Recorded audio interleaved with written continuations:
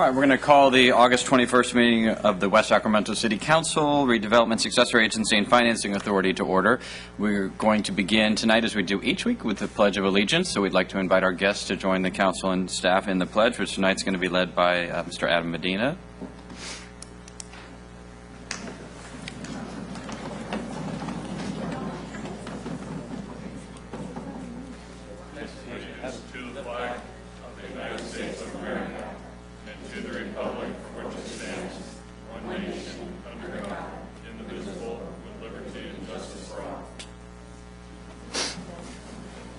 Note that our Mayor Pro Tem Chris Ledesma is out of state on business, so we're going to. The council did meet in closed session this evening to confer with our real property negotiator regarding two properties listed in the agenda. No action was taken, and to continue our public employee evaluation of the city manager. No action was taken. All right. With that, we're going to proceed to item 1A, which is presentations by the public on matters not on the agenda, but within the jurisdiction of the City Council. As is noted on our agenda, we're precluded by state law from taking action or having a discussion on items that are brought up under item 1A, but it is an important opportunity for a public forum. We do ask that anyone wishing to address the council on this or any other item to please fill out one of the yellow cards that's available near the front door and turn it into the city clerk. In front of the clerk is a timer that we use to make sure that everyone gets a chance to be heard before midnight. And so to that end, we ask that all comments be limited to no more than 3 minutes. We also recognize that for some folks, speaking in public can cause some anxiety. And so we do ask that there not be any boos or catcalls or even applause or other demonstrations, and that we maintain a civil discourse here in the chambers. We take the yellow cards on any agenda item up until the conclusion of the staff report on that item. Once the testimony has begun and the council discussion and questions have begun, we don't take any additional speaking requests. So if you want to speak on an item on the agenda, be sure to turn in the card before the staff report is complete. Also in front of the clerk is a flip chart, and we use that flip chart to help everyone see which agenda item the council is currently considering. So with that, we have a couple requests to speak under item 1A, and the first is by John Freeman.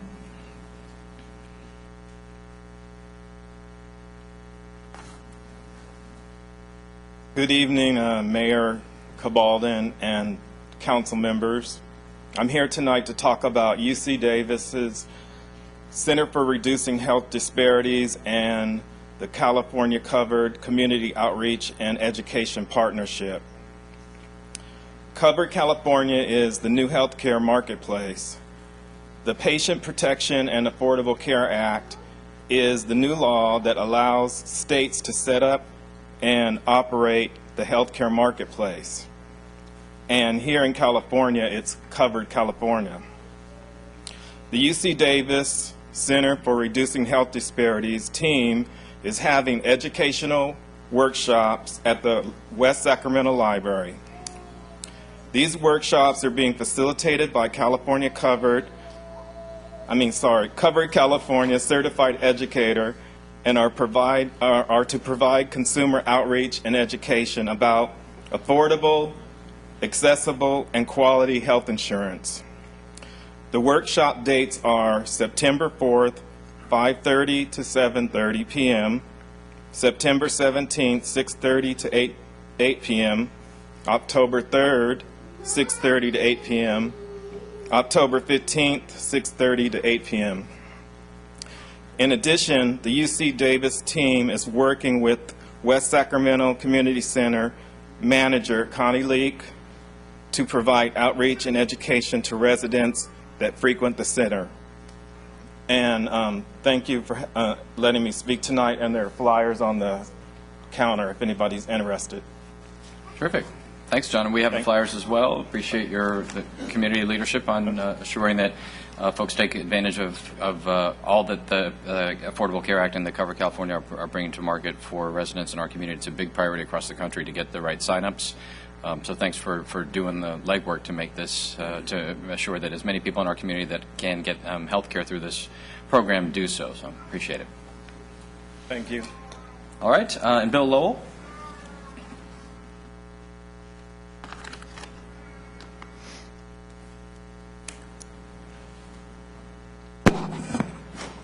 Thank you, Mr. Mayor. William Lowell, West Sacramento, for the record. And I was just wondering on this, I think it was Friday, I happened to get on the wrong bus, but I just took a extra ride around the number 40 going toward 6th and Andrew Streets, this Christian Center, and on the opposite side there at 6th and A Street, I noticed there was somebody had trimmed a tree, and there were these branches 12 feet long and longer, big old pile on the curb. They weren't containerized like they're supposed to be, but this was after Friday, so I called the police department. I was told that they don't respond to non-emergencies, but I thought fire prevention was like not just an 8 to 5 thing. But I think in light of this, we should consider including a notice in our monthly utility billing reminding absentee landlords that as to how we properly dispose of tree trimmings, and then rather than wait for a house to burn down where they piled it up so close. And I noticed this is one of those areas where the sidewalk is right next to the curb, not like it is over in Sacramento, where most of the area seems to have that strip between the sidewalk and the curb. And also, I know I mentioned this before, but I haven't gotten a response back from Yolo Bus, and that's from between the Transit Center and 5th Street on the eastbound 40 and 41 bus. They still go underneath the underpass there at Welcome Grove, but 40 and 41 buses don't stop there. And to me, it would serve I think it would serve the public better if the 40 and 41 went like the other buses and made that first right turn that they could and went out on Tower Bridge Gateway, and they could stop twice between there and making their left turn back onto 5th Street going northward, because people that live in that area, they don't have a stop there, and this would serve them better. And also I'm still waiting for a 240 to start 10 minutes earlier, and that would serve people better there also. And I guess that will be it for now. Thank you. All right, thank you, Mr. Lowell. All right, those are the only requests we have under item 1A, so we're going to move on to item 1B, which is council communications. Are there any reports or other communications this evening? Mr. Villegas? Thank you, Mr. Mayor. Just two real quick. On the 12th of August, the Yolo County Transportation District met. We have a new chair, Lucas Freierick. If you haven't seen your Facebook, I shouldn't go there. Lucas Freierick from the City of Davis is now the chair of the County Transportation District, and West Sacramento will be representing the vice chair next year. We received a triennial TDA, or Transportation Development Act performance audit, and we also adopted a resolution in support of the working group to study the advance in a freight rail realignment in the central and eastern part of Yolo County. As you recall, the council, we discussed about our interest in supporting those efforts to see how that might benefit West Sacramento, and so now everybody in the county is on board, and so there's resolutions all over the place supporting that working group. And then on the 14th of August, the County Sanitation District, Regional County Sanitation District met. A couple things just to let the council know. We got an update on as now you know, it's called the Echo Water Project. It's no longer called the Regional Plant Expansion. There actually has a name for it. I figured we'd name it before it got named for us. And in summary, the update that we asked for on a quarterly basis, to date, every major milestone is on schedule, and the program costs are within established budgets. So anytime you're talking about a 1.2 to 1.5, possibly $2 billion expansion of a regional plant, it's always important to make sure we're keeping an eye on all that. And then also we received an update on the participation. This is a little side note, but it's worth noting for those who may be following the Powerhouse Science Center. It's the old PG&E building on Jaboom Street, right on the side of the I Street Bridge. That's being converted to a sizable science center, and the Regional Sanitation District will be making a very, very modest contribution to ensure that as part of the exhibits there, the residents are understanding exactly what happens to water when you flush your toilet and what happens to your drinking water as a result of that. And so all that education is going to occur, and part of the regional sanitation plant interest is to make sure that the public gets educated about what happens to your water. So we'll be hearing more on that. And that's it. Mr. Christoph. Yes, last Thursday, the Reclamation District 900 met, and the only thing of any significance on our agenda was change order from HDR, change order number 5, and that should be the last of the change orders. And it affected our budget a little bit. We're a little bit over on engineering, a little bit over on design, and finishing up the acquisition of properties and things along the Southport levee from the Deepwater Channel, in essence from the Deepwater Channel down all the way to the end of the city limits. There are some families that were affected, and so it's just taking a little bit longer for everything to get done. But we will get there. All right, thank you, Mr. Christoph. We have an upcoming meeting for the Streetcar Policy Steering Committee, and we are expecting the results of the updated economic impact analysis. The council will recall that we had a analysis commissioned as part of the streetcar study a couple of months ago when the arena was still a hot and heavy discussion topic. Not that it's not today, but it was a much more tenuous topic. So we did that impact analysis, but it assumed no arena project, and we at the steering committee made a determination that it would be stronger if we were to update the analysis based on what we expect to actually occur, which is the construction of the arena and the associated development around that. So we expect that updated study to be coming to the steering committee shortly. It is likely to show roughly the same magnitude of economic impact benefit in terms of the two cities and overall, so that we're expecting that there's a large impact on retail sales and restaurant sales, sales taxes as well, but obviously the much bigger impact is on sales themselves on both sides of the river, with more in Sacramento than in West Sacramento, but proportion to our size, a little bit more in West Sacramento. And a significant increase in hotel occupancy and hotel revenues. That would be a larger increase in West Sacramento than in Sacramento. That is largely a consequence of, once you account for the arena itself drives a set of development in Sacramento. So that's the way the analysis is being done, is that you take that off the table, and then you're really looking at, beyond the arena, then what does the streetcar do? In addition to that, so that bumps a little bit more. The streetcar line activates more hotel occupancy in West Sacramento than it does in Sacramento. Not by a huge amount, but a little bit more. To some extent, that makes sense because it connects us to more of the amenities and services and that sort of thing along the line. But that's definitely one of the numbers that's going to be coming out. And then the last is on property values in the 3-block corridor on either side of the streetcar line. And as before, we're expecting the study will show roughly the same increase in property value between the two cities for new development, which for some people will be a big surprise, but it'll be roughly about the same between the two of us. The city of Sacramento will have a larger increase in property values for existing development within that 3-block corridor, but that's mainly a function of the fact that we don't have very much existing development along the 3-block corridor between here and the Tower Bridge, and they do on their side of the line. So it will show in total about $3.5 billion worth of economic impact, not tax impact, but economic impact for the private sector in the two cities over the time frame of the study. So we'll have that at the next Policy Steering Committee meeting, but it should provide a good foundation for the next stages on the economic analysis for the FTA applications as well.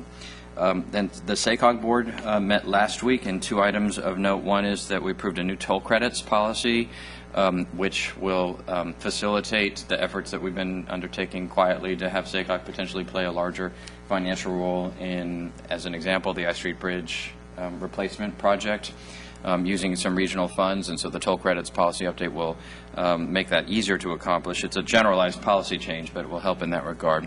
And the other is that we approved $196 million of targets for the regional funding programs for the fall. We accomplished that level of funding by wrapping 3 years of projected revenues into one competition. We have traditionally done 2 years of revenues in any one competition. The advantage that will have for us is that we have a lot of applications in right now. Right, we have the proposed streetcar project, we have the Broadway Bridge, we have the Pioneer Bluffs Bridge, the Village Parkway extension, we have the bike, the bike, what are we calling those bike, not bike freeways. The Interceptor project? The what? The Interceptor project? Yeah, but they had some other bike highway or something. So the bike project, so we've got several projects in that mix, and so having at this period, be the largest ever is a good benefit to us, and the SACOG board agreed to accomplish that. And then I want to acknowledge staff and for the council members that were able to be at these. We have had a couple of good weeks on the economic development side. The groundbreaking of the Tomra Foods sorting facility last week, the Capitol Yards luxury apartments, waterfront apartments the week prior, and then on Thursday, I think it was Thursday, we hosted a bus tour of West Sacramento progress for the National League of Cities. They have a council on what's called first-tier suburbs, and I don't know what that means either, but we hosted them because they identified West Sacramento as one of their national models for how to achieve progress and improvement in whatever a first-tier suburb is. So that was, city council members and mayors from throughout the country here on the bus, trying to understand how we were, the ways in which the improvements in West Sacramento have occurred, and what lessons there might be for other cities. So it was a good vote of confidence. All right, if there's no other communications, item 1C is council appointments to boards and commissions, and I would like to make an appointment this evening to the Agriculture and Natural Resources Commission, and to appoint Jan Mazurek, and Jan's application has previously been distributed to the council to fill a vacant seat. The commissioner who had been in that seat has moved to take a professorship in Texas. So Jan has a long professional career in environmental policy and agricultural policy, and has been a resident of our city for some time, and will make an excellent addition to the commission. That commission is going to have an expanded role with respect to the Habitat Conservation Plan question, so it's a very timely, and we need to make sure that we have a quorum for that commission. So that would be the nomination, the appointment. And Mr. Villegas has moved, and Mr. Johansson seconded approval of that appointment. All those in favor, please say aye. Aye. Any opposed? Hearing none. That motion carries, and the appointment is approved. That brings us to item 2, which is presentations of proclamations recognizing the West Sacramento girls softball 9 to 10-year-old all-star team. Ms. Rankin, do we have are we going to do the other one as well? Okay. So the West Sacramento Little League 11 to 12-year-old all-star team, we're going to need to reschedule. So we're going to do the girls softball tonight, give them all the focus and attention, and we'll deal with the 11 to 12-year-old boys at another meeting. So we have that proclamation before us. Is there a motion? Second. It's been moved by Mr. Johansson and seconded by Mr. Kristoff. All those in favor, please say aye. Aye. Any opposed? Hearing none. That motion carries, and the proclamation is adopted. So I'd like to invite Mr. Medina and all of the girls' team, and Coach Javier and Troy, to come to the podium for the presentation of the proclamation.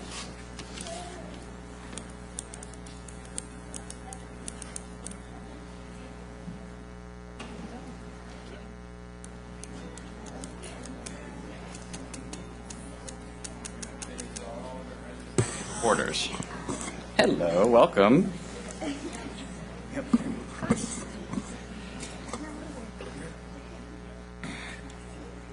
And don't worry, the whole council can see you on the cameras too. So, all right. So it's my great pleasure to present a proclamation of the West Sacramento City Council recognizing the West Sacramento Girls Softball Little League 9 to 10-year-old All-Star Team. Whereas West Sacramento girls softball teams have played on the Alice Norman softball fields for decades. The West Sacramento Girls Softball Little League was established in 2003, resulting in excellent participation from the community of West Sacramento.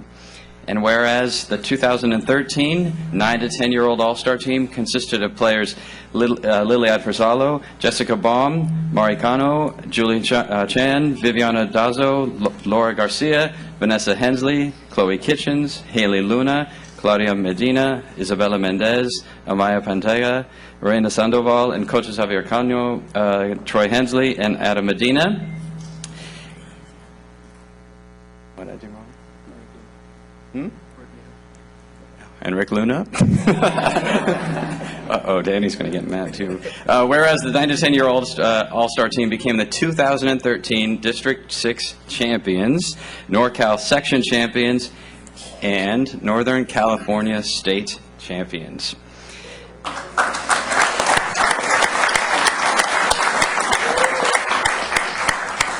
So applause is totally not allowed in our chambers, but for this one time. Okay, whereas the 9 to 10-year-old All-Star team defeated powerhouse teams including the Thomas, Olivehurst, Martinez, and Gilroy Little League Softball. And whereas the 9 to 10-year-old All-Star team was undefeated in the district tournament, finishing with a record of 2-0, and only had one loss in the section tournament, finishing with a record of 6-1. And whereas the 9 to 10-year-old All-Star team traveled to Martinez, California to compete in the Northern California State Championships, and whereas the 9 to 10-year-old All-Star team finished a remarkable first place in the Northern California State Championship with a final overall record of 4-1. Now, therefore, be it proclaimed that the City Council of the City of West Sacramento does hereby commend and congratulate the 9 to 10-year-old All-Star team for their accomplishments and, most importantly, for their great show of sportsmanship throughout the tournaments. Congratulations, and thank you for being such great ambassadors and representatives of West Sacramento, bringing sportsmanship and pride and fun and hard work and commitment to the field, and representing all of our community across the state of California and bringing great, great honor to your community. Thank you so much, and congratulations. And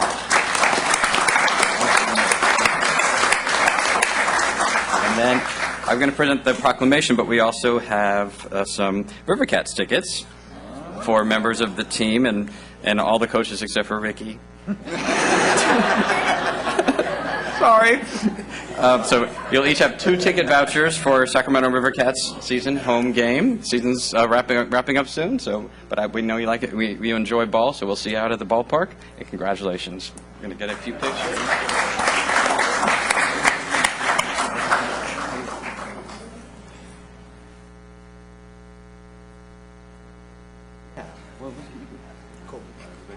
Do you want to do a photo over here without the podium?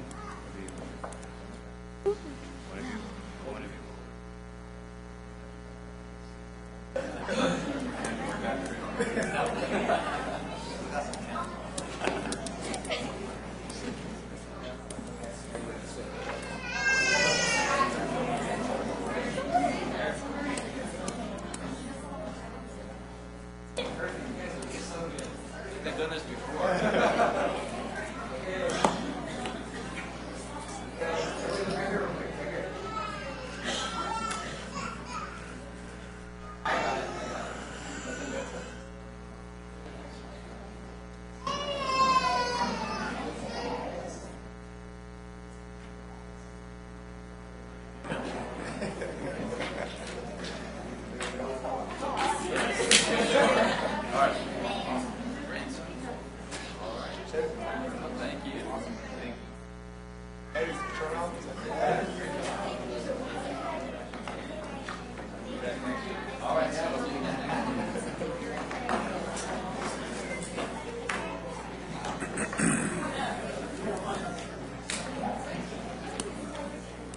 Unless it keeps going, right? It keeps going? It keeps going? Yeah, I know.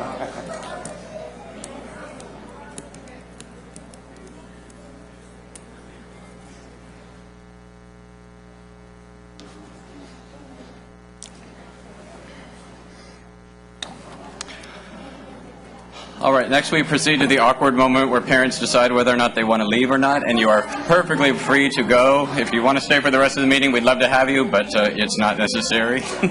Thank you very much.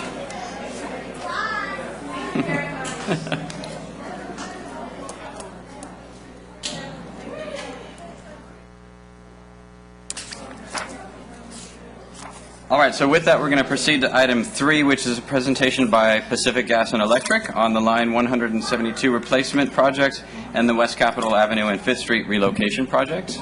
Mr. Collier. Good evening, Mr. Mayor, members of the council. I'd like to provide a brief introduction to the 2 upcoming PG&E gas main projects that city staff and PG&E have been coordinating over the last several months. One of the projects will be highly visible to the public and have some traffic impacts. The other will be less visible but carries significant time constraints which must be met to avoid conflicts with city development goals. Following my introduction, Ms. Elisa Aquilo Odongo will provide a presentation on behalf of PG&E. The first project is the Line 172 replacement project. This project replaces and relocates an existing 16-inch gas transmission main. The exhibit on the board shows both the existing and the new alignments. The existing is in green and the new alignment is in pink. The new alignment was coordinated with city staff and selected because it moves the transmission main out of the residential and school zones it currently inhabits, and we felt there was an important public safety benefit associated with that alignment. Of course, the new alignment places the construction zone in the middle of the 2 of the busier streets in West Sacramento, West Capitol Avenue and Jefferson Boulevard. But a comprehensive traffic control plan has been developed in coordination with the city fire and police departments, AMR, and YOLO Transit to minimize the traffic impacts and ensure adequate access at all times. It's important to note that the entire project area will not be under construction at all times. The project will be phased with work zones of no more than about 1,000 feet at any one location. Construction is scheduled to begin this week. The second project is the West Sacramento or West Capitol Avenue and 5th Street relocation project. This project eliminates an existing transmission main currently located in West Capitol Avenue between 3rd and 5th Streets and will facilitate the abandonment of that public right-of-way. This section of transmission main is currently connected to an existing regulator station located within 5th Street right-of-way, just north of West Capitol Avenue. PG&E has determined that both the transmission main and the regulator station can be eliminated by constructing a new regulator station off the new Line 172 main in West Capitol Avenue. Staff is currently working with PG&E to identify some proposed locations for the new regulator station on city property or within city right-of-way. It's important that this relocation take place as quickly as possible. Abandonment of West Capitol Avenue is necessary in order to facilitate Phase 2 of the Capitol Yards project, and the existing regulator station on 5th Street seems to be in conflict with future streetcar improvements. Staff is meeting with PG&E on a biweekly basis to ensure that the project continues to move forward. Staff has indicated to PG&E that it is imperative that this relocation be completed within a 1-year period. It is staff's intention to bring forward an abandonment of West Capitol Avenue in September, which makes findings of necessity and retains a temporary public utility easement, which will be set to sunset at the end of the target 1-year period. I'd be happy to answer any questions you may have, but now I would like to introduce Ms. Aquilo Ogondo.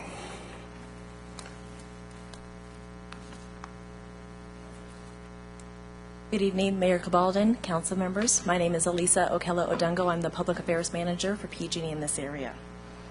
Mark gave a great overview about the project, so I'll keep my remarks brief. Our pipeline replacement project, which Mark described, is scheduled to start this week and will be in construction for approximately 4 months. The project will impact West Capitol and Jefferson Avenues, as well as Harbor Boulevard, West Acre Road, Merkley Avenue, 15th Street, and River Road. This work will be done in phases throughout the time frame, and the public will continue to have access to these roads. We have been conducting this type of work through our service territory, and in each case we ensure that we're notifying the public of our plans. In addition to alerting you to this type of work, we're also notifying our customers.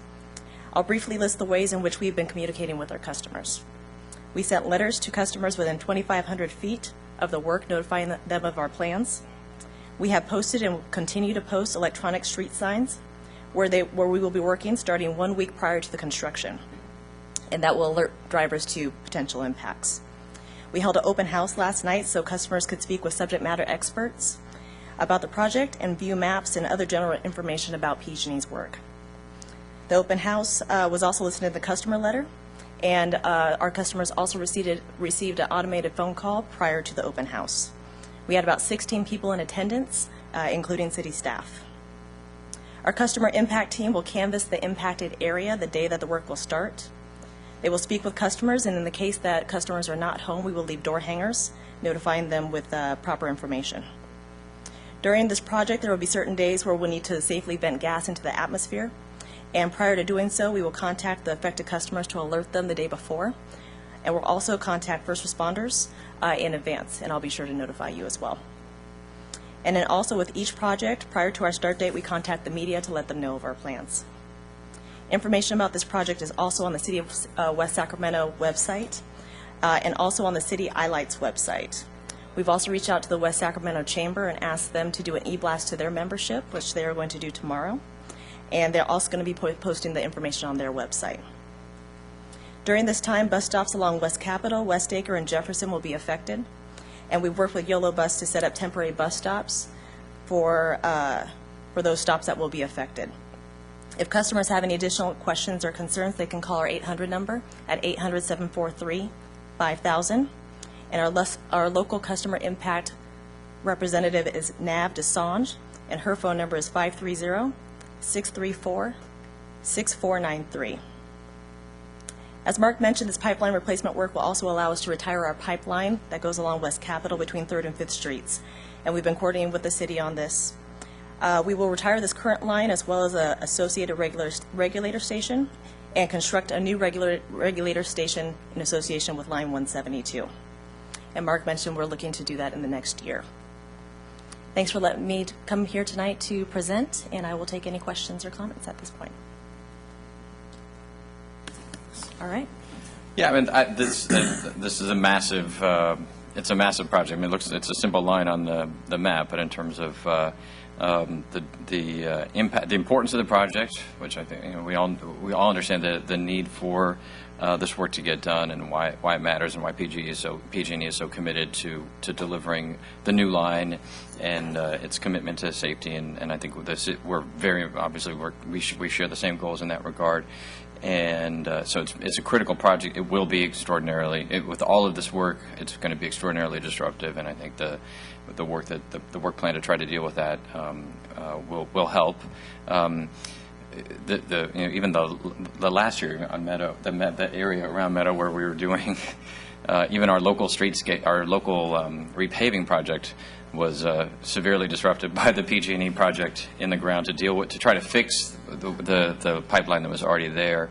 So there's already been that sort of impact. All I can say is we're committed to working through that with your customers, our constituents, and also the really critical work on West Capitol Avenue and 5th Street. That for us those are a combined project.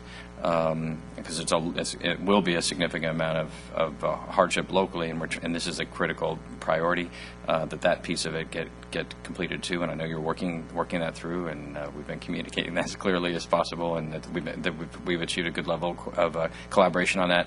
But just to really emphasize how important that is to us, that the timeframes be wrapped together so that you can meet the goals that you have in terms of delivering line 172, and that we can meet the concurrent goals that we have with respect to the West Capitol Avenue alignment. I think we made good progress, but we need to really just stick with it to make sure that we deliver.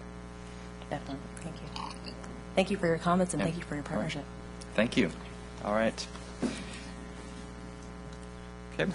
That brings us then to the consent agenda. We're going to pull item 6 to take up separately. Any other items on consent that any member of the council wishes to remove, or any other for separate question or comment? Question on 5 and 9.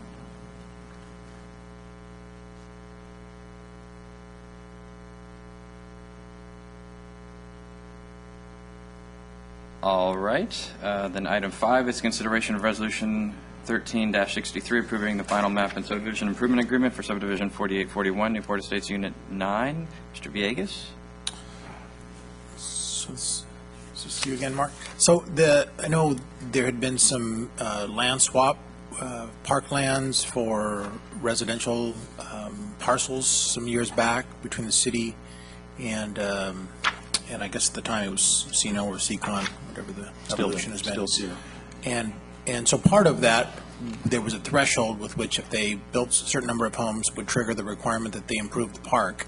And I recall, I think correctly, that sometime last year, and then we were real close to that. I know they've been building pretty consistently since then, so I'm just curious, where are we with that? Because I know that was built-in trigger for a reason, and I don't know, I haven't seen anything, any improvements or any plans for the improvements. Right. The development agreement does allow for the city to request that the park be improved when they feel it's appropriate. And this particular phase of the project is not contiguous to the park, and it's really a matter of having the funds available to maintain it when it's constructed. And for those two reasons, we've not made that a requirement of this phase. So is it mostly until we're ready to manage it and allocate the proper resources for our portion of it that we would want to trigger it? I mean, because I guess I'm just wondering if it's already in that point where we could trigger it if we were ready, and if it is just a matter of finding the resources to manage it before we want to pull the trigger. Yeah, we could. The development agreement says when we request it, that they provide it. So are we at that point? Do you know? I mean, I know this isn't. We made the determination that we weren't. Honestly, I didn't see in the development agreement a numerical requirement. Yeah, there's one in there that I know for sure because I was party to the conversation. So I know there's a number in there. There's a magic number. So, and I know it's not. I mean, it's a little bit removed from this item, and I don't expect you to have the answers, but I just wanted to remind staff that we need to make sure we're watching that, and that if I can get an update on the status of that, because if it is something that we aren't doing because we don't have the resources, that would be good to know as we begin our planning for next year in terms of kind of how we're allocating resources, because I know that we've committed to the neighborhood that there would be park in certain proximity, and so that'd be good to know. Yep, we can absolutely provide Great. that status for you. Thank you so much. Sure. Christoph. Mark, Village Parkway. I look at the map, and is that going to be the route that Village Parkway actually takes, or are there going to be any changes in that? Village Parkway route will not be changed. It will not be changed, okay. Have there been, some kind of global discussions with SECON for some of the stuff they want to do along the river, and how they want to sort of piece these different developments together before they get there? Not recently. Okay. Okay. I know there's been discussions with them regarding impacts associated with setback levies and that sort of thing, Oh, with the yeah. flood protection district, but Oh, yeah. to my knowledge, they haven't come forward with any land plans for that property east of Village Well, I Parkway. was just wondering if we should maybe initiate some of those so that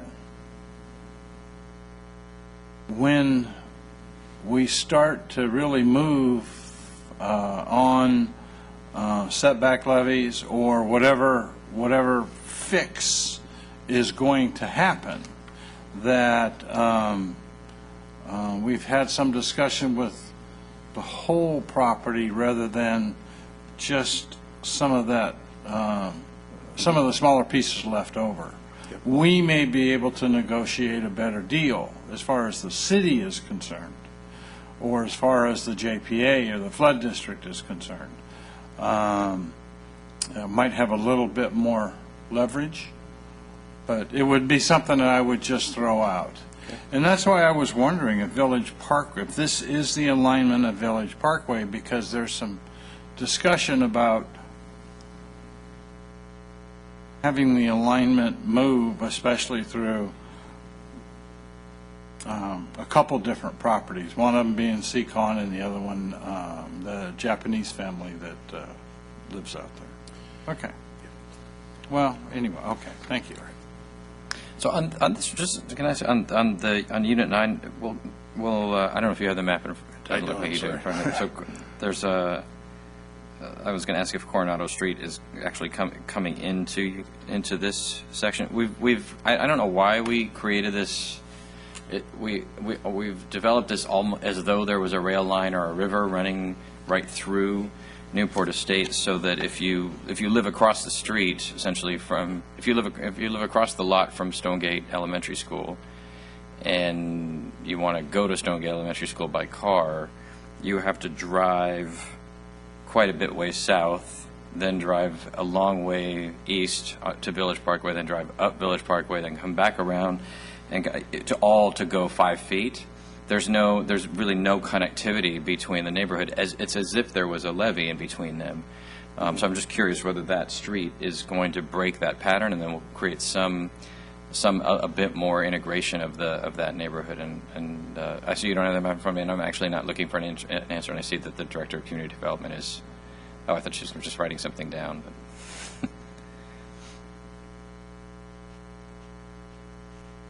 I have the map on my iPad. Oh. Fortunately, I don't have my glasses, so I'm having trouble seeing this. That's okay. I mean, I'm not going to vote no or yes on it based on the information, but I am curious, if you can, even if you can follow up later with that. How these, it's like as Right, if there's a... right, yeah. Yeah, I don't know the answer. We'd have to take a look at the approved tentative map, which it'll have to be consistent with, but. Okay. I mean, it looks like Coronado is not a to court. follow up on this one. Okay.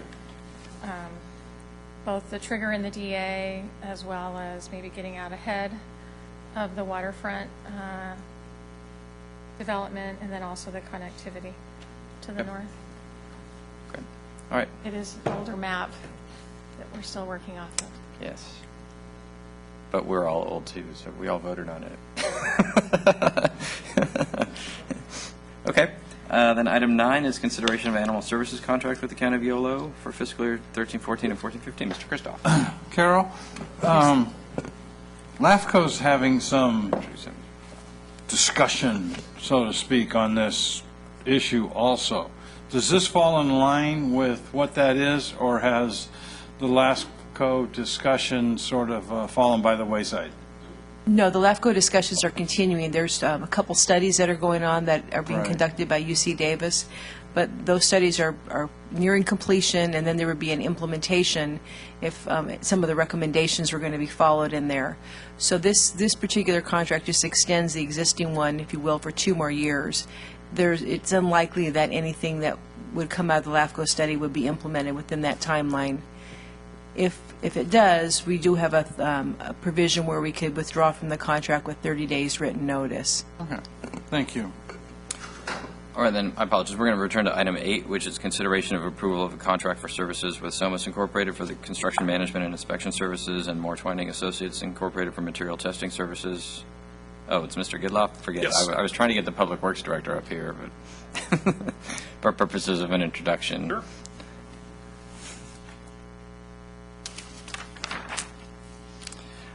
Welcome, Mr. Ivey. So, since we're not going to discuss your item, do you want to welcome? Maybe the city manager can give a brief introduction of our new director Well, of if I public works. could, yeah. Mayor and council, this is Dennis Zambia. He is our new public works director, started work on August 15th. He's a 20-plus year career in transportation, very, very well regarded from around the state, working with local agencies, and he's an incredible addition to our staff. Welcome. Did you want to say anything? Thank you. I'm very excited to join this city staff, and I hear all kinds of good things about the city. So I'm very excited. Like Marty said, I have a lot of experience on the transportation side, but there are some things that are new to me, so I'll be learning some of those also. So I'm very excited to join the team. Terrific. Welcome aboard. Thank you. All right, and on item 8, there is a portion of the attachment that was omitted in the printed agenda, but the council has it at its desks. So that then brings us to the consent agenda, items 4 through 12 minus item 6. It's been moved by Mr. Villegas and seconded by Mr. Johannesson.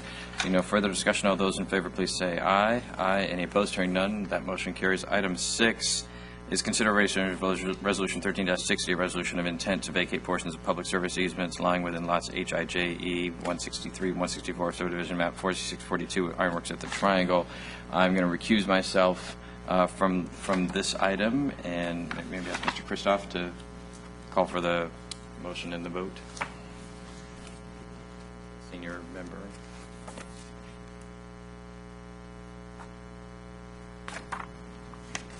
The problem is I don't have that one. 6. Number 6. Oh, that's right.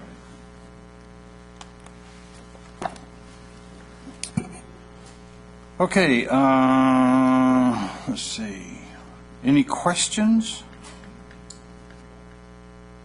Item's been moved by Mr. Villegas, seconded by Mr. Johannesson. Any of those opposed?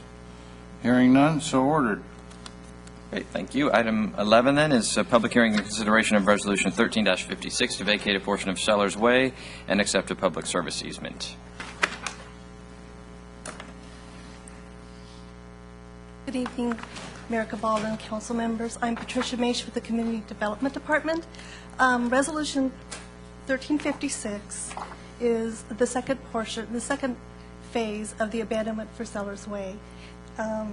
It is respectfully requested that council conduct a public hearing and consideration of Resolution 1356 to vacate a portion of Sellers Way right-of-way and accept a public service easement. All right, are there questions for staff at this time? All right, seeing none, we're going to open the public hearing on item 11. We don't have any request cards on this item, but because it's a statutory public hearing, we'll take any additional requests. Does anyone wish to address the council on item 11? Seeing none, we'll close the public hearing. Bring it back to the council for any questions, discussion, or motion. Second. It's been moved by Mr. Johannesson and seconded by Mr. Christoph. All those in favor, please say aye. Aye. Any opposed? Hearing none, that motion carries. Thank you. Thank you. Item 12 is a public hearing and first reading of Ordinance 13-3 regarding density bonus and Ordinance 13-4 regarding reasonable accommodation. Mr. Tilley? Yes, good evening, Mr. Mayor and members of the City Council. We are here before you tonight seeking your approval of these two ordinances. They were first brought to you in a workshop format at your previous meeting. Ordinance 13-3 would repeal and then reenact our density bonus section of our zoning ordinance. Our density bonus ordinance had fallen out of compliance with state law, and so we are seeking now to bring that up to current standard. As per your request from the prior meeting, we did provide a redlined version of our existing ordinance, and I think you can see that there's quite a bit of it that we are seeking to strike. So in this case, we'd seek to rather just repeal the entire thing and then reenact. And this proposed ordinance would largely point towards state law with the goal of trying to remain compliant with state law, as state law is bound to change over time. The second ordinance, 13-4, would provide the city with what's called reasonable accommodation. This would provide us a tool to be able to use administratively when persons with disabilities and other factors need some waiver or reduction of development standards. This would allow us to do that administratively rather than having to go through a formal variance procedure or going to the Planning Commission and of that nature. Both of these ordinances are state mandated and also are programs we have committed to in our housing element. So tonight we do seek your approval for a first reading of both ordinances. I'd be happy to answer any questions you may have. Are there questions for staff? Yeah, the only one I have is both of these are required by, they're mandated by the state, right? That is correct. Okay. A lot of say we have. All right, then with that, we're going to open the public hearing on item 12. Anyone? Oh, Mr. Lowell.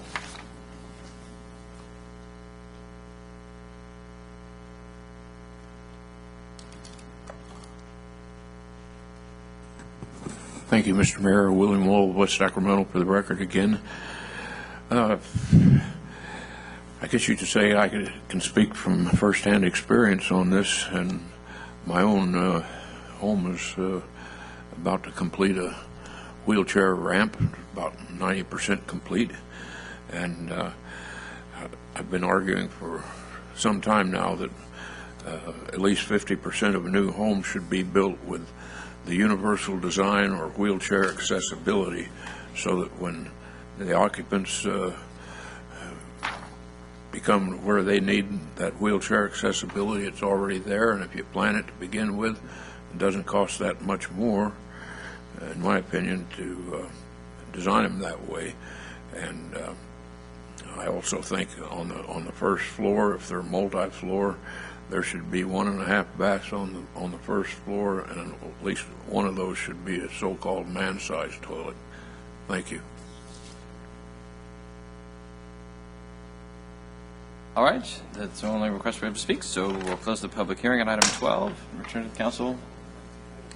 It's been moved by Mr. Villegas and seconded by Mr. Christoph. All those in favor, please say aye. Aye. Any opposed? Hearing none, That motion carries, and the second reading adoption of ordinance 13-3 and 13-4 scheduled for September 4th. Item 13 is consideration of a presentation on the new economic development site selector website and presentation on other business incentives. And Mayor, council members, I'm going to go ahead and introduce this as Ernesto Lucero and Chris Gillis from GIS Planning. Come on up. This is a major effort by the economic development staff. The first portion of the presentation will be on a new site selector website that Ernesto and staff have done a great job on. They've done some outreach with business already on this topic. I think you'll see this will have potentially a great deal of benefit for businesses that are looking to expand and locate in the city. In addition to the site selector project, Ernesto and Aaron Laurel are going to talk about the enterprise zone program, how it's getting phased out at the end of the year, and the GoBiz incentives that are going to be available after the first of the year, so that you are armed with that information as we all recruit businesses and jobs to the city. So with that, I'd go ahead and introduce Ernesto. Great, thank you. Good evening, Mayor, Council. My name is Ernesto Lucero, City Manager's Office. Tonight, I'll start off with a brief introduction on the new website, www.locateinwestsac.com. And we're really excited to see this up and running. It's been a while since we've tried to get a site selector. It's basically an online tool that allows the public and the business community to access available properties, find out what's available in the city, how to expand, and then also looking at demographic data. We've consistently received a lot of inquiries about, I'd like to access some information about making a business decision, what part of the city is best for my business growth, and this tool allows a lot of that information to the public 24/7.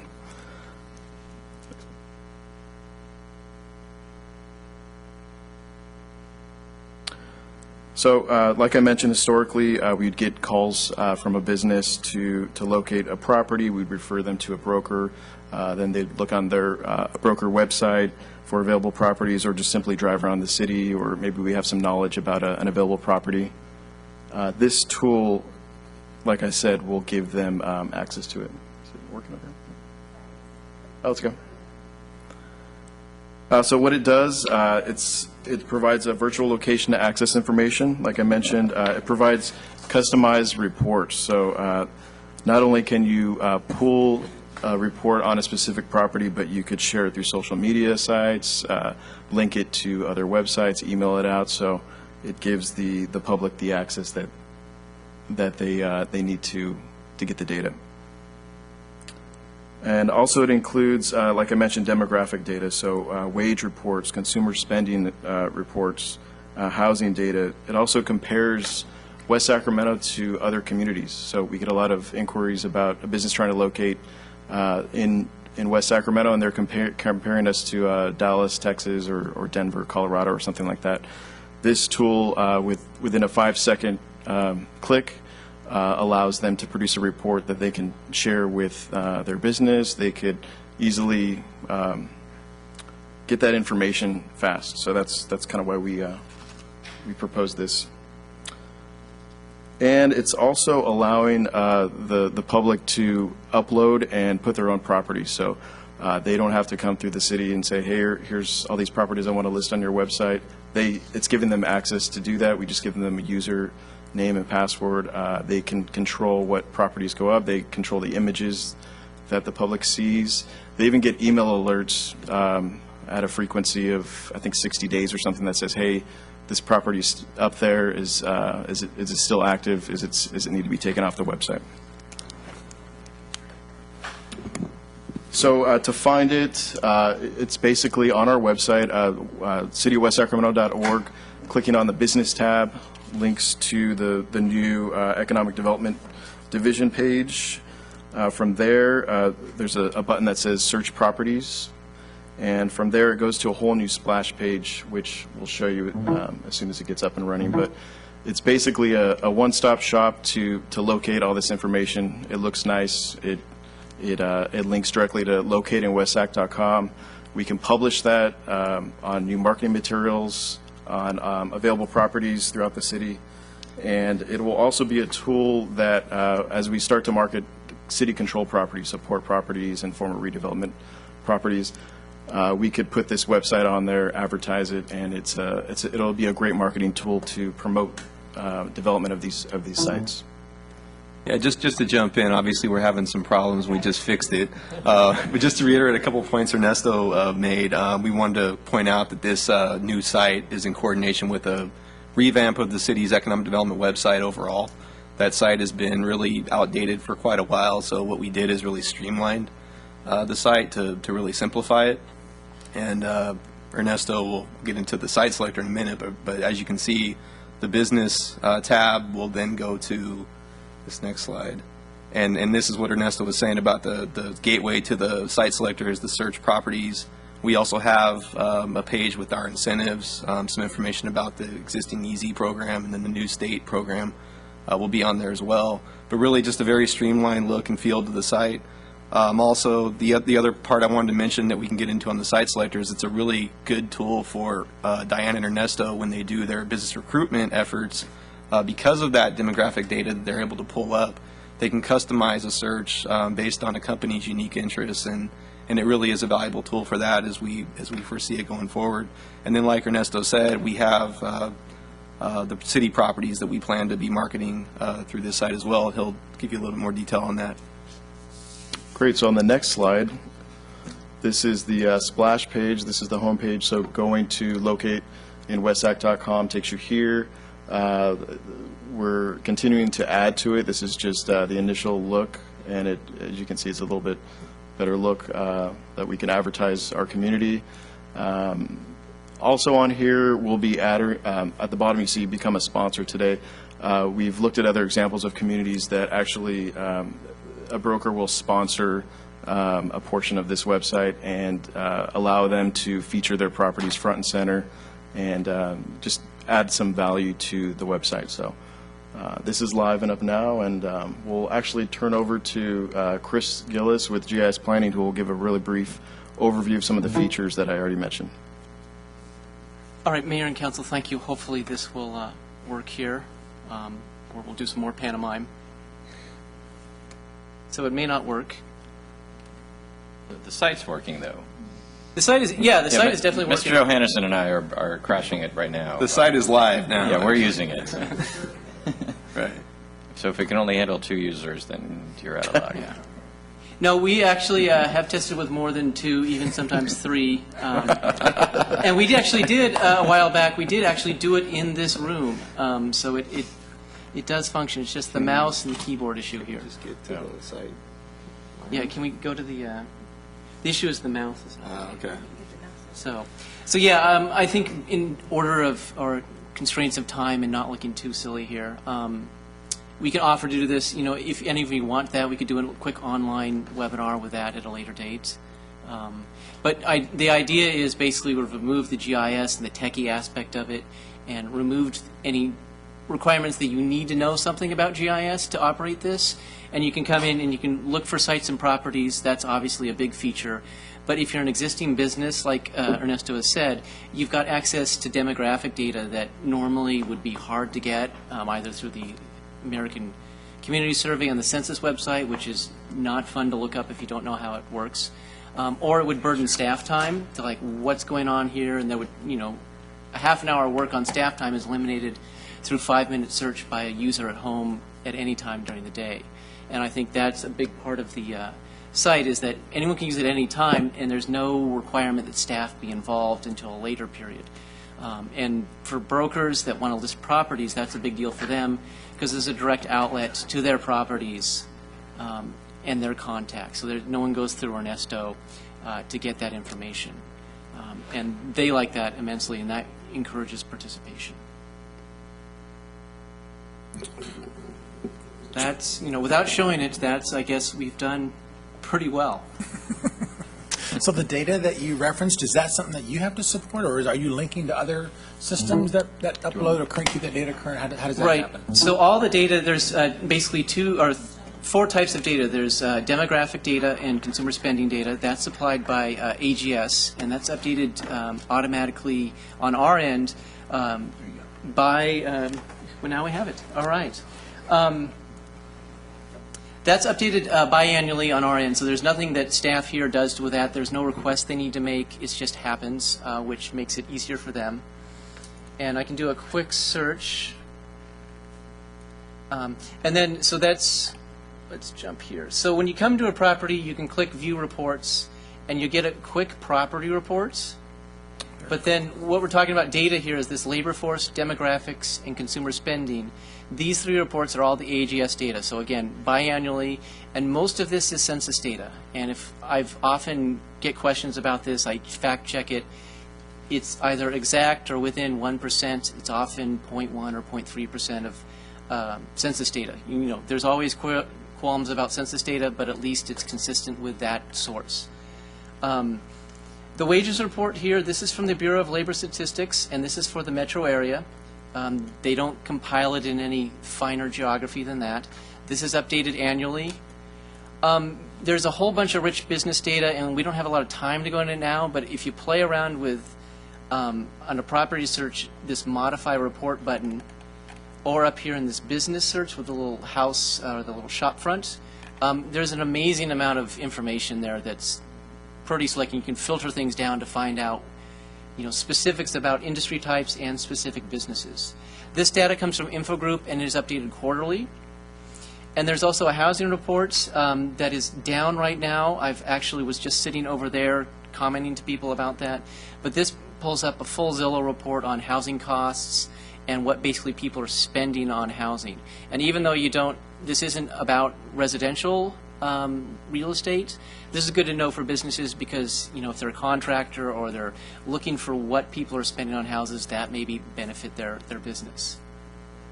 And all of these, most of these three tabs, so this labor force, demographics, and consumer spending, you can change this radius. So the default here is 10 miles. We can change that anywhere from 1 to 60 in any of these radius or drive time functions. And that's a feature that's particularly helpful, again, as we're marketing sites, say, in the Bridge District, where traditionally we've had data that applies really to West Sacramento demographics, but a company or a developer that's looking to locate along the riverfront is really going to be looking at both our community and what's directly across the river. And this tool will allow us to create those customizable searches to include more than just West Sac data in those numbers. And maybe an important part here is distinguish. So only properties can be listed in West Sacramento. So it's you're not listing stuff across the river, but there is data for across the river, so they get an idea of the full extent of the community. But you know, everything is focused on West Sacramento. So you're not inadvertently selling Sacramento or, you know, Elk Grove or anything like that. So can you describe you noted earlier the ability of anyone to add a site or a building is available? How do you verify that? So if I went online and put the Nugget up for sale on this, you know, noted that it was available as a massage parlor, how do you assure that which is always possible in a crowdsourced site, how do you assure that doesn't occur? So we have an admin account, so we can see all the users and we can see what they're entering in, and we're going to be verifying that on a frequency to verify that the information is correct. And also, on the admin side, not any joker can just sign up and do some damage for a while. One, it's kind of hard to do damage. There's not a lot really that you can unscrew here. But Ernesto has to approve people who request access. So if you come in and you want to list a property, you're probably going to be a known entity with some verifiable information via Facebook page or a broker and a phone number that can be checked. If there's none of that, then they just can't, until they're approved, they can't list anything. I mean, it matters, since we're the government, it matters, right? So it only takes, 2 hours of a fake listing being up to generate, that somebody then calls the Fox 40. Right, it's one screenshot away from... And they go to the official West Sacramento site and they verify, oh yes, that site is up for sale. Then there's cameras out there. So it is something, it's not likely to happen, and it's certainly not likely to happen often, but it's fully foreseeable that either as a prank or as a business, as somebody attempting to undermine a competitor, that it could happen. And so being attentive to the procedures that we have in place to minimize the, you can't wipe out the possibility of any shenanigans, but to minimize the likelihood of things like that occurring. Yeah. In all of that, I have never heard any story like that from any of our clients. So, I don't think it's ever happened. But that's not to say it can't happen, but I have not heard it happening. But again, if there is anything that's weird I or... just gave people the idea. So. Yeah. I mean, another thing is, brokers are very sensitive about the competition, and there is a firewall between the properties there, so they can't really peer beyond what they have access to, which is their own properties. So we do limit access to, once the user does get access, they have very limited ability to do anything. It's basically just to add a property and their own property. Just also wanted to highlight one really important feature is the business tab, and we didn't get to talk about that too much, but this one's important for existing businesses looking for competitors, looking for suppliers, who else is in the city, and it's searchable by NAICS codes, and you could essentially look on a geographic area along West Capitol, what are these businesses, and I think that's a really important feature and will be a benefit to the community. Mr. Johannesson. Okay, so on the business tab, who is responsible for maintaining that as businesses come and go? Right. So this, all the business data is updated quarterly, and it's from Info Group, and their job is to basically provide this data, and we download it quarterly, and then we just, I don't know how the magic works on the back end, but we essentially replace a table in the database, and it's there. So how do they know, for example, if a business here goes out of business? They have a number of ways. They do a lot of calling. I guess they have a gigantic center somewhere in the middle of the country, something like Omaha or something like that, and they just have people making phone calls like, hello, how many people work there? And, if those businesses are willing to answer that, then they get better data. But they do make estimates. Everything is an estimate. Sometimes businesses don't like to give that information up. But they do perform surveys and, tax records and whatnot and compile that data. Okay, and one of the demographic tabs here is on the education. WESAC has 25% of the people have a bachelor's degree or higher, 81% high school or higher, white-collar workers, 65% blue-collar workers, 34%. So if I'm a company wanting to locate here, I'm going to want to probably dig deeper into the quality of that education. Is it more tech-based, or if I want to, that type of thing. Is that something that's readily available on sites like this, or is that something you really have to meet with the city and kind of discuss in more detail?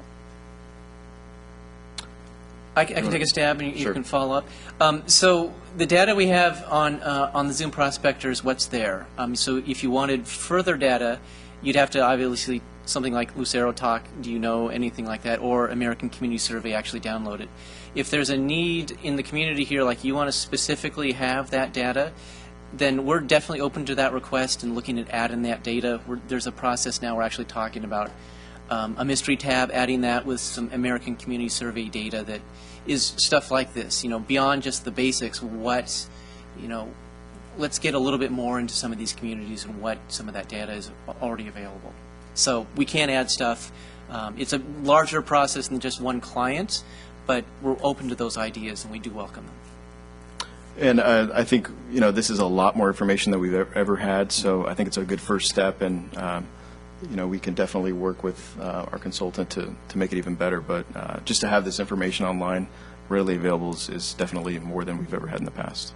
Yeah, I'm just looking like if I'm looking at West Sacramento, Rancho Cordova, for example, I'm going to want to probably have a side-by-side comparison of this, and it's not only the space available, what's the local workforce, what are the amenities, and so it looks like you can kind of create a side-by-side comparison. Is that something staff uses now?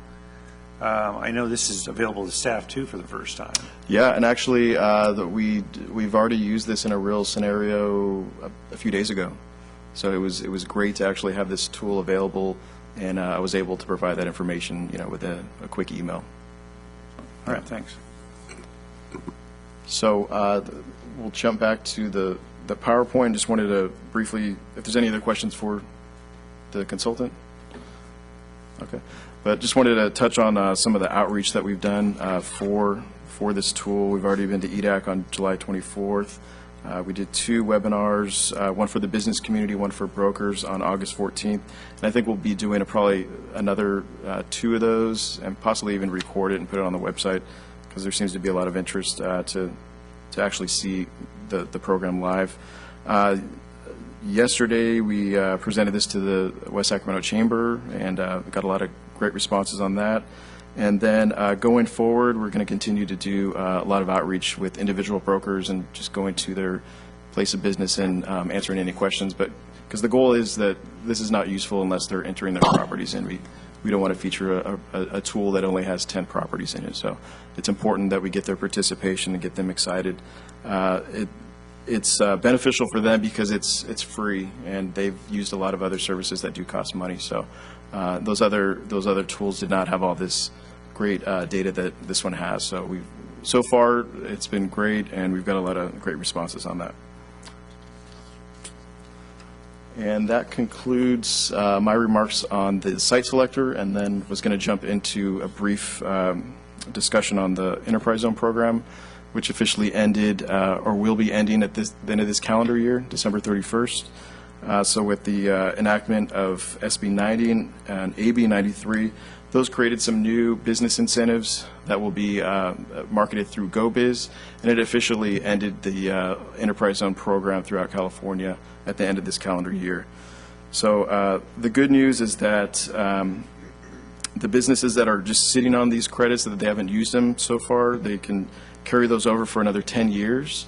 And so we're marketing the program to businesses that would qualify between now and December to use the program before it ends. And there's a bunch of different, next slide shows a bunch of different outreach. 2 slides back. A bunch of outreach that we've done. We've sent letters to all businesses. Also at the Chamber luncheon yesterday, we talked about this. The Chamber is also coordinating on September 10th a local bank luncheon with the effort to get the local banks, their customers and clients to see if they could use the program, working with their CPAs. We'll be doing another informational webinar on September 11th, and then on the streets with the Chamber and some tax consultants to actively meet with businesses that could use the program before the end of the year. Also, our business walk will be talking about this, but we want to make sure everybody can take advantage of it. We'll be losing revenue in around $45,000 a year where we were administering the program, so we'd like to take advantage of any last administration of the program to save some of that revenue. Any questions on the Enterprise Zone program? Okay, and the last one is with the enactment of AB 93 and SB 90, which ended the Enterprise Zone program, but also created 3 new economic development tools. There's not a lot of information yet about these. They still have to go through the whole regulatory process, and there'll be significant public involvement, but we feel it's important to get out in front of the public and talk about it now that we do know just the 30,000-foot view of what these programs would accomplish. So it essentially will create a new hiring tax credit in the former enterprise zones and the lowest census tracts throughout the state. So our enterprise zone still captures the new hiring tax credit, but the program is severely restrictive now and puts a lot of job creation requirements and components that the old enterprise zone program was not successful at. So this kind of compares the hiring credit. On the left is the old enterprise zone program. On the right is the new proposed program. You'll see some of the takeaways from this are that it's kind of focuses more on higher paying jobs. The average of the wages that we were qualifying employees in the Enterprise Zone program was about $10, $11. This puts a threshold to qualify people at $12 an hour up to $28 an hour. So we see that there'll be less employees that are going to qualify in this new program. But the good news is that West Sacramento businesses can still take advantage of it going forward. Like I mentioned, it does create a job creation requirement. So for every employee that you're trying to qualify, you do have to create a new job. And this program will be administered through the Franchise Tax Board, so we will not be administering it here locally anymore. We'll just be marketing the program to businesses.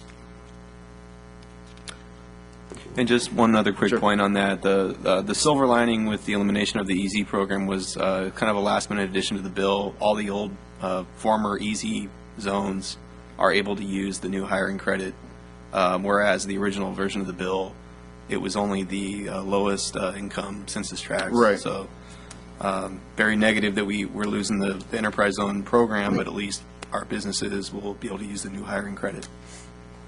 So one of those bills, I believe it was SB 90, actually brought back the former enterprise zones into the new program. So that was, at least beneficial for us. The new manufacturing equipment sales tax exemption, this is basically any equipment purchased that a business is using. It restricts it to specific NAICS codes in manufacturing and R&D only. And this opens it up. Formerly, it was only in enterprise zones. Now it opens it up throughout the state.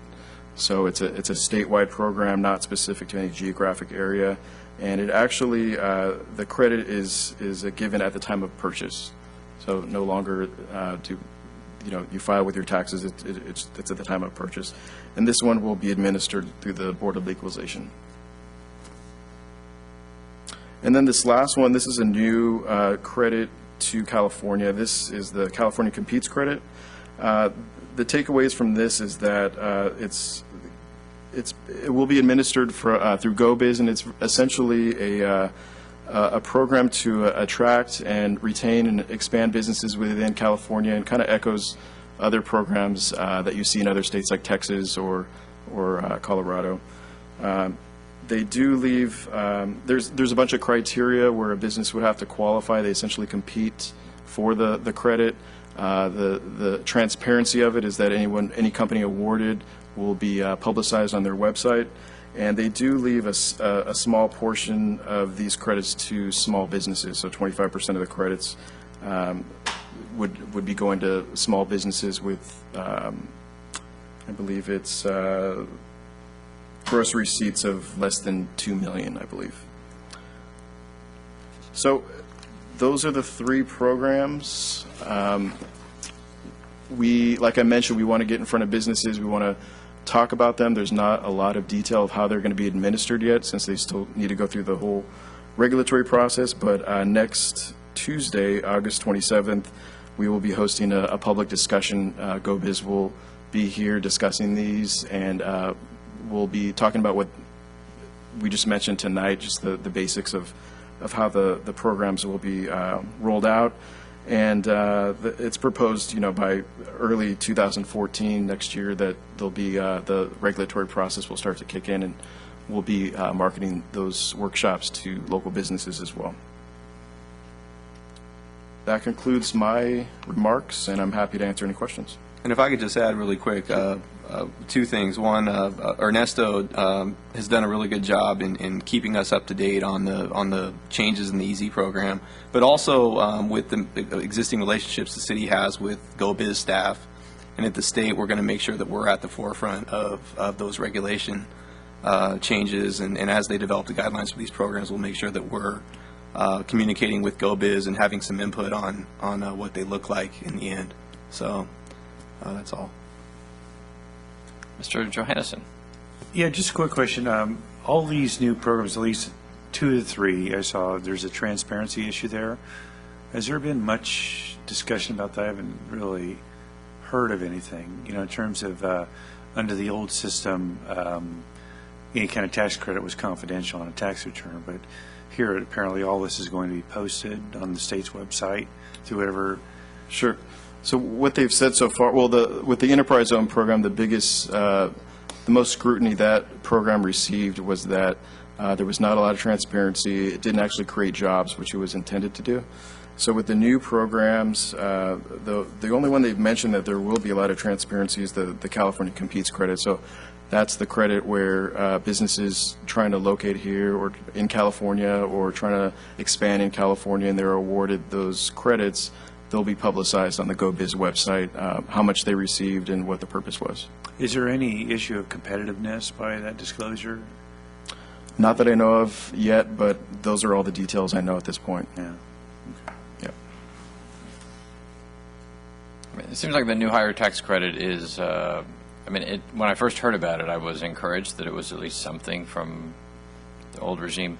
But, especially as you present it and what it twists one knob one way and the other knob the other direction. So it applies only to higher paying jobs, and it applies to only harder to employ people. Right, so it's going to that should have a pretty dramatic effect on its ability to actually provide matches and incentives for companies. If you're saying, okay, we want you to pay $56,000 and it's limited only to folks released from prison and earned income tax credit. I mean, it seems like that's going to have a large effect. The combination of those two together in separating the actual, the reality of this program. Both of those things sound good, but when you put them together, then you're not serving any. Then the overlap between those two is going to be pretty small. Definitely, and we will be voicing those concerns too in the whole regulatory process, because I've been administering this program for a few years now, and so we, like other enterprise zones, we know what is going to work and what's not, and how businesses can use the program. And we know that distribution companies probably average about 30% of their workforce qualifying. Now, with this new program, it's going to be significantly less. So we'll be definitely in the loop and make sure we can voice those concerns. And also reaching out to the existing companies that we know use the EZ program in the past and trying to find where we might be able to help transition them into the new program if they do qualify. But you're right that I think it was intentional actually that they really narrowed the potential use of the new program. And it will significantly affect the companies that currently qualify for the EZ program. We know that up front. So. Right. They narrowed it, for the purpose of making it essentially not viable. Right. I could see the argument for saying let's focus on slightly higher paying jobs makes a lot of sense if what you're actually doing is encouraging companies to pay those workers a higher wage. But if you're concurrently telling those companies, but it's only going to apply to the potential employees that you're the least interested in, the combination of that together is going to be. It seems like it's going to make the program essentially a shell. But right, and that's our message today. Use the current enterprise zone program as much as we can, because there's no certainty that you're going to qualify in the future. All right. Well, I appreciate the good presentation on a lot of challenges, but the website looks great. And definitely one of our better CDBG expenditures, and particularly given the reductions from redevelopment and from the enterprise zone funding for our own economic development activities, if we can divert or support folks who are interested or considering locating here without having them to have to call our staff for information that has always been readily available, but maybe not in a format that they could get to. It may be a small thing, but it adds up when you're trying to do your job, and constantly getting calls. And I'm constantly referring people and saying, "That's a great idea. You want to locate here? That's great. Yeah, sure. We've got plenty of places that we could have, but that you could put that restaurant, or that you could have your brewery or whatever." I don't know exactly where they all are, but why don't you call Ernesto or Diane, and the extent to which folks can start to take that into their own hands more with sites like this at every level. It should be a significant benefit. So good work. Yeah. No, I was going to say, I thought the exact same thing. A tremendous utility, because I know every time I get the same kind of call, it's like, we'd love to entertain the idea, but let me refer you to Ernesto, who knows more precisely where to locate, or Diane, and that's huge time. Huge waste of your time if you can find other programs such as this. That's good work. That's great. Thank you. Great. All right. Then that brings us to the council calendar. Ms. Richardson. Yes. Nippon Shokan, and it'll start in the morning with media tours at the plant, and then at around 11 o'clock, the Nippon Shokan dignitaries will be coming to City Hall and having a meet and greet here and touring City Hall, and then in the evening, again, that will be the celebration in Sacramento. On Wednesday night, I wanted to Restrictions, so the expectations for members of the council would be that morning session? the council's invited to come to the morning session when you're going to be greeting them, and department heads will also be at the 11 o'clock session here in the council chambers. And that'll be over at noon, did you say? Or About noon. I think it sort of depends on how long the tour actually goes through City Hall after the meet and greet. okay, and then the evening. Is at 6:30 at the Grand Sheraton Grand. Then on the And 20. I just emphasize, I know for the company leadership and the executives there, it would make a great deal of difference for the city's top leaders to be present at one or the other or both of those two times. I believe they're all scheduled to be there. Great. Okay. On Wednesday, we have the Alpha Hornblower Cruise that was going to be welcoming Chief McDonald and the Sacramento Chiefs. Just wanted to remind the council about that if you were interested in attending. I know some of you have already RSVP'd. On the September calendar, on your September 4th meeting, the Chief of Police is going to be giving a presentation on the effort that he is undertaking on West Capitol Avenue, what we're calling Active and Secure. And so he'll be giving an overview of the program and some of the actions taken to date, and that's going to be followed on the 23rd of this month with a business community meeting at the community center. So we're moving forward on that particular program. And finally, I just wanted to remind the council that there's the Lucan Memorial Service that's on next Tuesday at 10 a.m. And I'm really pleased just to report that the scholarship fund that both the city of Roseville and the city of West Sacramento have gone together is turned out to be really very good. Between employees and other interested parties, we've collected over $8,000 for a scholarship fund for Matthew Lucan, so we're pretty pleased with that particular effort. That's all. Thank you. Thank you, Mr. Richardson. City Manager report.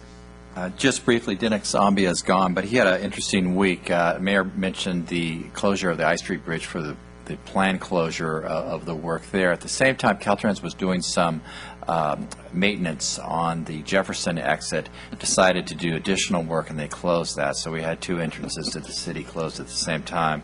Caltrans was apologetic of that, and the notification process will be much better in the future, and Dennis can handle that. Don't you know anybody over there?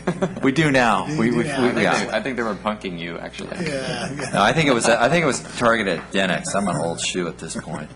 We did have a minor oil spill to greet our new public works director. It was approximately 10 gallons as a result of wire thefts at the lock. We took care of that, learned a few lessons from the past months, and notified all the proper authorities of that. There's a boom there that's collecting, and that will be cleaned up shortly.